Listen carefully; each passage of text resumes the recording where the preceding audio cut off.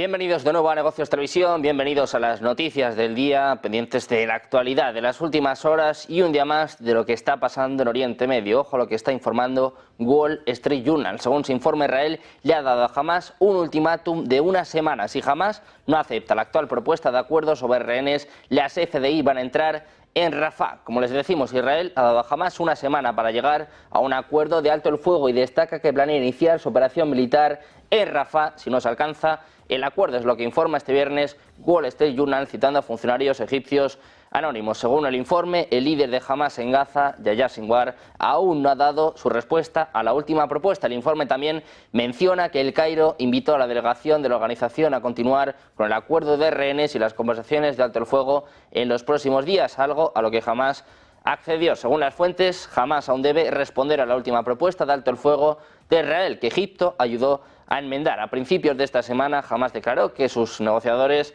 viajarían pronto a Egipto para continuar las discusiones sobre un alto el fuego en Gaza, mientras que los medios israelíes informaron de que los funcionarios del país creen que Hamás va a rechazar su última oferta. Hamás sigue insistiendo en la retirada total de Israel, también habla de terminar directamente con este conflicto, que sea una tregua total. De momento, Netanyahu sigue insistiendo en entrar en Rafah, ha dado una semana a Hamás para aceptar este acuerdo. Miramos también a Siria. Ha acusado este viernes a Israel de herir a 8 miembros de su ejército durante un nuevo ataque aéreo contra las afueras de Damasco, en el primer bombardeo de este tipo denunciado por el país árabe en las últimas 2 semanas. Sobre las 10:05 hora local del día 2 de mayo, Israel lanzó una agresión aérea desde la dirección del Golán sirio ocupado contra una posición en las cercanías de Damasco, es lo que informa el Ministerio de Defensa sirio en un comunicado que cita a una fuente militar no identificada. Según la breve nota, al menos 8 soldados resultaron heridos a causa de la acción, que también causó daños materiales. El Observatorio Sirio de Derechos Humanos ha indicado en otro comunicado que varias explosiones acudieron esta noche en la región al suroeste de la capital, cerca de los lindes con la provincia meridional de Quneitra, fronteriza con Israel.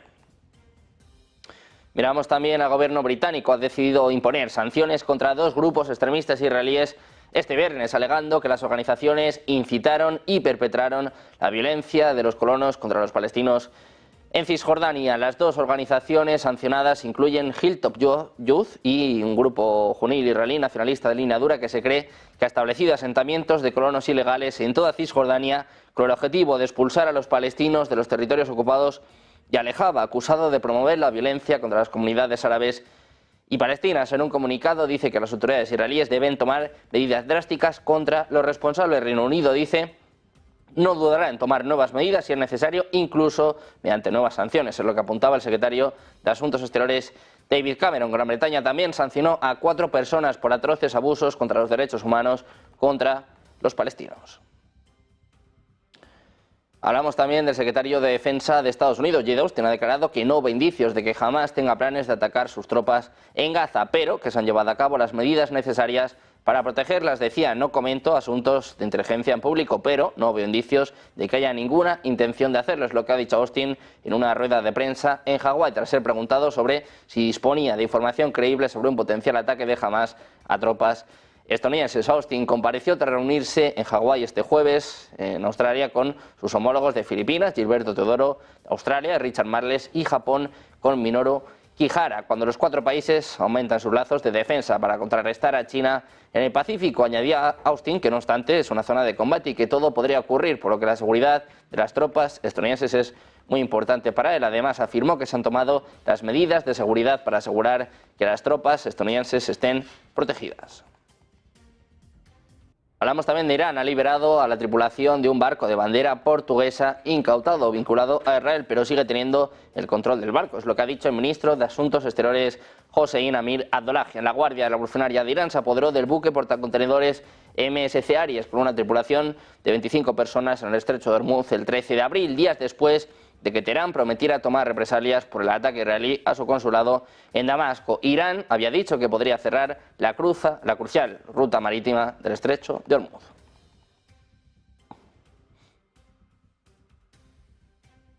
Precisamente miramos al Mar Rojo. Los hutíes de Yemen atacarán a los barcos que se dirijan a puertos israelíes en cualquier zona que esté dentro de su alcance. Es lo que ha dicho este viernes el portavoz militar Yahya Sarea en un discurso televisado donde apuntaba a que van precisamente a apuntar a cualquier barco que se dirija a puertos israelíes en el mar Mediterráneo, en cualquier zona a la que puedan llegar. Los hutíes, con sede en Yemen, han declarado este viernes el comienzo de lo que denominan la cuarta etapa de escalada. Esta estrategia gira en torno a la implementación de un bloqueo a los buques de carga israelíes en el mar Mediterráneo. Además, la milicia advirtió que impondrían sanciones a todos los barcos de compañías vinculadas a los puertos de ocupación que pasen por su zona de operaciones independientemente de su destino. Añade que si el ejército israelí continúa con su planeada invasión en Rafah, llevarán a cabo estos actos. Las Fuerzas Armadas yemeníes dicen en el comunicado, basadas en el apoyo del amado pueblo yemení y de todo el pueblo libre de la nación, no dudarán en prepararse para etapas de escalada más amplias y más fuertes hasta que se detenga la agresión y el asedio al pueblo palestino en la franja de Gaza, es lo que añadía el grupo en Telegram. Miramos ahora a Francia. La policía ha desalojado este viernes a un grupo de estudiantes pro-palestinos que se habían encerrado la pasada noche en uno de los edificios del Instituto de Estudios Políticos de París y en otro en Lyon. Varias decenas de agentes antidisturbios, aunque sin colocarse el equipo de protección, entraron en el conocido edificio del barrio latino de París, en el que estaban los estudiantes, para proceder al desalojo, que se desarrolló sin incidentes. Además de la sentada pacífica iniciada la pasada noche, 6 estudiantes se habían declarado en huelga de hambre. Esta ocupación siguió a una similar emprendida el viernes de la semana pasada y terminada por la policía el mismo día, también de forma pacífica. En ambas, los estudiantes pedían una investigación de los supuestos lazos de su centro con universidades israelíes. Pendientes de las tensiones de Francia, miramos también ahora a Taiwán. El Ministerio de Defensa taiwanés ha anunciado este viernes la detección de 26 aviones y 5 buques del ejército chino en las últimas 24 horas cerca de su territorio. Según su comunicado, 17 de las aeronaves detectadas entraron en el norte y el centro de la zona de identificación de defensa aérea de esta isla de gobierno autónomo reivindicada por Pekín. El envío de estas naves se produce semanas antes de la investidura, el 20 de mayo, del presidente electo taiwanés Lai Ching-te, descrito por China como un separatista peligroso. Por su parte, China reclama a Taiwán como parte de su territorio y nunca ha renunciado a usar la fuerza para tomar el control de esta isla. En los últimos años, China ha aumentado la presión militar, económica y diplomática sobre Taiwán, coincidiendo con la presidencia de Tsai Ing-wen, que rechaza la soberanía de Pekín sobre la isla. Miramos también a Hungría. El primer ministro húngaro Viktor Orbán ha opinado este viernes que los líderes de la Unión Europea están jugando con fuego por apoyar lo que él considera una deriva hacia la guerra provocada por el ataque, por el conflicto entre Rusia y Ucrania. Dice Orbán que Europa está jugando con el fuego, es lo que afirmaba en sus declaraciones de cada 2 semanas a la radio pública Kossuth, agregando que en las reuniones de los líderes comunitarios ve lo que llama la deriva hacia la guerra, una guerra en Ucrania que comenzó en febrero de 2022 y que sigue estando vigente. El primer ministro recordó que el alto representante de Asuntos Exteriores de la Unión Europea, Josep Borrell, ha asegurado que la guerra en Europa ya no es una fantasía, mientras que el gobierno polaco ha afirmado que el conflicto de Ucrania no tiene una solución diplomática.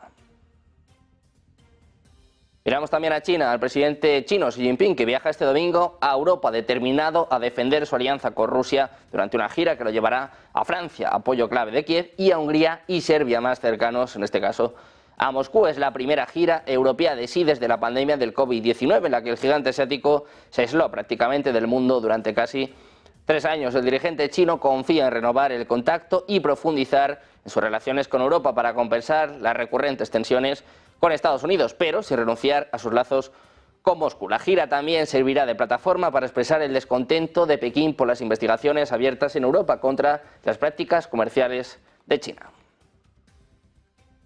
Precisamente China ha lanzado con éxito hoy la misión Chang'e 6 el viernes por la tarde con la nave espacial con destino al Polo Sur, a la cuenca Aitken, en la cara oculta de la Luna. La misión tiene como objetivo recolectar muestras de polvo y rocas de la cara oculta de la Luna. Tras una adquisición exitosa, estas muestras se someterán a un proceso de 2 pasos para su transporte de regreso a la Tierra. En 2020, Beijing lanzó su primera misión de retorno de muestras lunares para recolectar material del lado cercano de la Luna, la parte de la Luna que siempre mira hacia la Tierra.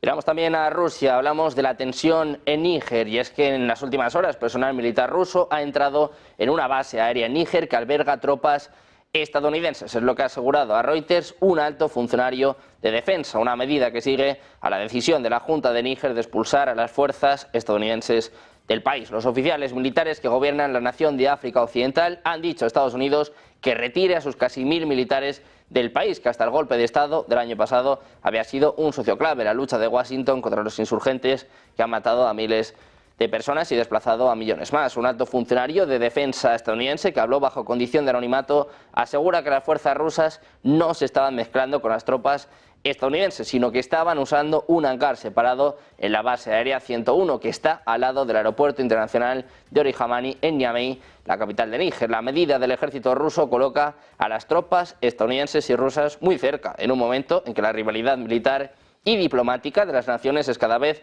más enconada por el conflicto en Ucrania. Precisamente sobre este asunto ha hablado el secretario de Defensa de Estados Unidos, Lloyd Austin. Ha confirmado que las fuerzas rusas están estacionadas en la misma base en Níger que las tropas estadounidenses. Dice que los rusos están en un recinto separado y que no tienen acceso a las fuerzas estadounidenses ni tampoco a su equipo. Más temprano este viernes, el medio de noticias ruso RIA Novosti citó a un funcionario del Pentágono diciendo que Rusia y Estados Unidos comparten la base aérea 101 hasta que las tropas estadounidenses se retiren de Níger. Mientras tanto, las tropas rusas llegaron para entrenar a las fuerzas locales en la lucha contra el terrorismo, según informaba este medio.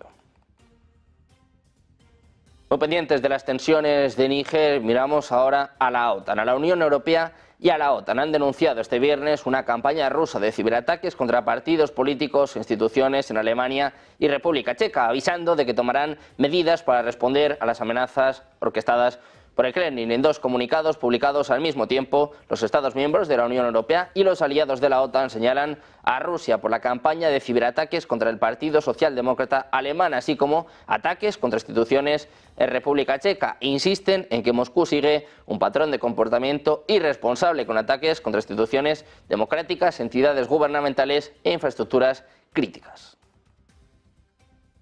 Mirando a la OTAN, ponemos el foco ahora pues precisamente de nuevo en la alianza del Atlántico Norte. Es que la OTAN se dispone a debatir a mediados de este mes la posibilidad de replicar misiones de asesoramiento en seguridad y defensa a países de Oriente Medio, el norte de África y el Sahel, similares a las que ya se realizan en Irak. Es lo que informan a EFE fuentes de la alianza. Esa es una de las 114 recomendaciones contenidas en el informe elaborado por un grupo de expertos independientes a petición del secretario general de la OTAN, Jens Stoltenberg, y que sus autores tienen previsto hacer público el próximo martes en Bruselas, tras entregarlo y exponerlo en marzo pasado al Consejo del Atlántico Norte, según indicaban las fuentes. Stoltenberg había solicitado al grupo de expertos que hiciera balance de la evolución de los acontecimientos en la vecindad meridional de la alianza y que identificara recomendaciones concretas para configurar el planteamiento futuro de la OTAN hacia esa región en un momento de inestabilidad en Oriente Medio y sobre todo en el Sahel. Hablamos ahora de España. De la ministra de Defensa, Margarita Robles, ha respaldado hoy en Eslovaquia el refuerzo militar del flanco este de la OTAN frente a la amenaza rusa, con un batallón multinacional en este país de casi 1.500 efectivos en el que España participa por primera vez y que liderará a partir del 1 de julio. Nuestro país va a enviar una unidad de helicópteros de ataque compuesta por 3 Tigre y 2 NH-90, aunque aún quedan 2 meses para el arranque de esta nueva misión de disuasión en Eslovaquia. Llevan desde mediados de marzo 608 militares españoles preparándolo todo, a los que se van a sumar otros 150. Robles se desplazó hasta la ciudad eslovaca de Les para visitar al contingente patrio. A estos hombres ha dirigido la ministra, recordándoles que se trata de la aportación más grande en el exterior que responde al compromiso de España con la OTAN de reforzar el este de la alianza. Decía Robles que una vez más España demuestra su compromiso de solidaridad con los países aliados, con unas magníficas relaciones, como en este caso con Eslovaquia. Además, ha destacado el magnífico trabajo de disuasión que realizan los militares españoles. Hablamos también de Reino Unido. Del ministro de Exteriores británico David Cameron ha anunciado este viernes que Reino Unido seguirá ayudando a Ucrania tanto militar como económicamente. Ya ha confirmado el desembolso de 3.000 millones de libras al año. Dice que no solo este año o el siguiente, sino que todos los años que Ucrania necesite. Cameron ha visitado Kiev, desde donde ha reivindicado a Reino Unido como uno de los primeros países en proporcionar armas a Ucrania y en firmar un acuerdo de seguridad. Ahora es también el primero en anunciar un paquete plurianual con vistas a que otros países sigan su ejemplo. El jefe de la diplomacia británica ha subrayado en un vídeo difundido en las redes sociales que este tipo de programas son cruciales para un país que ha sido invadido ilegalmente. Además, señala que la seguridad de Ucrania es la mejor inversión que se puede hacer para garantizar su propia seguridad y prosperidad. En este sentido, ha advertido de que en Ucrania se juega también la seguridad europea y ha marcado dos escenarios diferentes. Uno, en el que hay una paz justa, en el que Ucrania recupera la soberanía y la OTAN se vuelve más fuerte, y otro, en el que el presidente ruso Vladimir Putin se anota una victoria y el mundo se vuelve más inseguro, incierto y peligroso. Mientras tanto, seguimos mirando a Reino Unido, declaraciones de Cameron, y es que decía también que Ucrania debería tener libertad para atacar objetivos en territorio ruso con armas que reciba de Londres. Es lo que afirma el secretario de Asuntos Exteriores británico durante una visita a Kiev. Decía literalmente que Ucrania tiene ese derecho, así como Rusia está atacando dentro de Ucrania, se puede entender por qué Ucrania siente la necesidad de asegurarse de defenderse. Es lo que decía frente a la Catedral de San Miguel en Kiev, según recoge la agencia Reuters. El uso de armas, misiles y municiones suministradas por los aliados de la OTAN para atacar en territorio ruso ha sido visto anteriormente como una línea roja importante para el presidente ruso Vladimir Putin. Sin embargo, Ucrania se ha envalentonado después de los ataques contra refinerías, centros militares y aeródromos en toda Rusia, aunque insisten que hasta ahora solo se han utilizado drones y misiles de producción nacional. Miramos de nuevo al secretario de prensa del Kremlin. Hablamos de Dmitry Peskov. Ha dicho este viernes que los recientes comentarios del secretario de Asuntos Exteriores británico, David Cameron, hablando de que Ucrania tiene el derecho a atacar a Rusia utilizando armas entregadas por Reino Unido, son peligrosos y representan una escalada verbal por parte de las partes involucradas en el conflicto ucraniano. Dice Peskov que es una escalada directa de la tensión en torno al conflicto ucraniano, que podría representar potencialmente un peligro para la seguridad europea y para toda la arquitectura de la seguridad europea. Todo esto después de que Cameron señalara que Ucrania tiene derecho a utilizar armas británicas para atacar territorio ruso. Precisamente el portavoz de Kremlin, Dmitry Peskov, ha calificado de muy importantes y muy peligrosas las declaraciones del presidente francés Emmanuel Macron sobre posible despliegue de tropas en Ucrania. Dice que la declaración es muy importante y muy peligrosa, que Francia, representada por el jefe de Estado francés, habla constantemente de la opción de su implicación directa en el conflicto sobre Ucrania, que es una tendencia muy peligrosa, es lo que decía Peskov a los periodistas. Sin embargo, a pesar de estas amenazas por parte del presidente francés, por parte de Emmanuel Macron, Reino Unido ha salido al paso. El ministro de Exteriores británico, David Cameron, en una entrevista con la cadena Sky News, no apoya la iniciativa del presidente francés sobre un posible envío de tropas a Ucrania. En una reciente entrevista con el periódico The Economist, el líder francés afirmaba que no excluía el envío de tropas a Ucrania si Rusia rompe las líneas del frente y si Ucrania lo solicita. Según Macron, muchos países le aseguraron que entienden su enfoque y catalogaron su posición de correcta. Sin embargo, Cameron, el secretario de Asuntos Exteriores británico, ha advertido contra la idea del presidente francés Emmanuel Macron de enviar las tropas a Ucrania para unirse a la lucha. Dice que si el presidente ruso Vladimir Putin lograba este avance, Macron decía pues que sería algo lógico. Sin embargo, a juicio del canciller británico, esta acción podrá resultar en una escalada peligrosa. Asimismo, explica que militares ucranianos recibieron capacitación en países occidentales. Decía Cameron: no creo que sea correcto que soldados de la OTAN maten a soldados rusos. Miramos de nuevo a Rusia, que está dispuesta a considerar propuestas serias para resolver el conflicto de Ucrania basándose en las realidades existentes y las preocupaciones de seguridad de Moscú. Es lo que apunta este viernes la portavoz del Ministerio de Asuntos Exteriores ruso, María Zakharova, según informa Reuters. También ha dicho en una rueda de prensa que Ucrania debe comprometerse a permanecer militarmente neutral en el futuro. Las condiciones son idénticas a las que Ucrania ha rechazado varias veces en el pasado. Pendientes de esta propuesta por parte de Rusia, miramos ahora a los posibles ataques al puente de Crimea, a la reacción de Rusia precisamente a estos ataques. Dice que cualquier ataque contra la península de Crimea y el puente homónimo, respaldado por Occidente, está condenado al fracaso y que recibirá una venganza. Es lo que ha dicho la portavoz del Ministerio de Exteriores ruso. Decía lo siguiente: quisiera advertir una vez más a Washington, Londres y Bruselas que cualquier acción agresiva contra Crimea no solo está condenada al fracaso, sino también recibirá una venganza que será aplastante. Es lo que ha comentado Zakharova ante la prensa. De acuerdo con la portavoz, la reciente declaración del ministro de Exteriores británico de que Kiev tiene el derecho a atacar territorio ruso con armas británicas confirma que Occidente está librando una guerra contra Rusia a manos de los ucranianos. Dice Zakharova: es la primera vez que un político occidental reconoce con tanta franqueza lo que durante mucho tiempo ha sido un secreto a voces para todos los países de la mayoría mundial, y es que Occidente está librando una guerra descarada contra Rusia a manos de los ucranianos. Mientras tanto, el ejército letón está comenzando a cavar zanjas defensivas cerca de la frontera con Rusia, en medio del conflicto en Ucrania, en medio de las tensiones con la OTAN. La primera línea defensiva en Estonia se va a crear a una distancia de aproximadamente 1 kilómetro de la frontera con Rusia, cerca del puesto de control fronterizo de Terejovo, en la región de Luza. Letonia tiene previsto gastar hasta 300 millones de dólares en 5 años para reforzar sus fronteras. Después de las tensiones en Ucrania, los países bálticos, Polonia, Letonia, Lituania, empiezan a protegerse, empiezan a avisar, empiezan a verlas venir. Letonia empieza a dar pasos, empezando a cavar zanjas defensivas cerca de su frontera con Rusia. Miramos también a Ucrania, la inteligencia ucraniana, que asume que va a ser inevitable hablar con Rusia para que acabe la guerra. Fuentes de la inteligencia ucraniana asumen que será inevitable hablar con Rusia para que acabe la guerra. En concreto, el general Vadim Skibitsky cree que las negociaciones no arrancarán de forma significativa hasta mitad de 2025 y asegura que el ejército de Moscú ya no es un cuerpo arrogante. Miramos también a Argentina. El gobierno argentino ha considerado que la huelga general convocada para el 9 de mayo por las principales centrales gremiales es producto de una realidad que no existe y negó que la ley Ómnibus quite derechos a los trabajadores. El portavoz presidencial, Manuel Adorni, se expresó así en rueda de prensa al término de la reunión del Gabinete de Ministros celebrada a primera hora del día de ayer en la Casa Rosada, la primera tras la aprobación en la Cámara de Diputados de la Ley Bases y Puntos de Partida para la Libertad de los Argentinos, más conocida como Ley Ómnibus o Ley de Bases.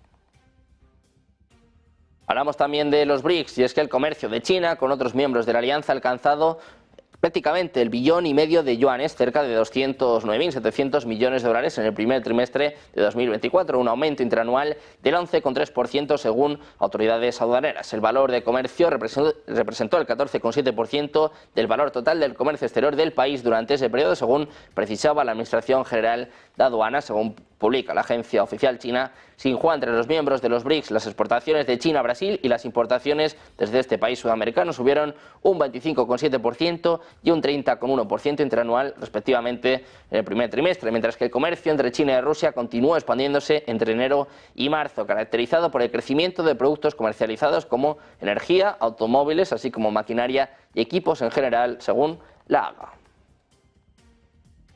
Miramos también a Yellen, a la secretaria del Tesoro de Estados Unidos. Ha defendido este viernes la importancia de la democracia, no solo en sí misma, sino también por su efecto positivo sobre la actividad económica. De hecho, ha alertado de que su debilitamiento socava a la fortaleza económica en referencia a países como Rusia y China. Decía Yellen que la democracia importa en sí misma. Dice que puede socavar la fortaleza económica de algunos países y que cree además, pues que esto es un motivo fuerte, es lo que apuntaba en la columna de opinión publicada en USA Today. De tal modo, para Yellen, socavar la democracia socava una base clave del crecimiento sostenible e inclusivo, por lo que en los regímenes autoritarios, decía Yellen, la ausencia de estos pilares democráticos socava el crecimiento económico.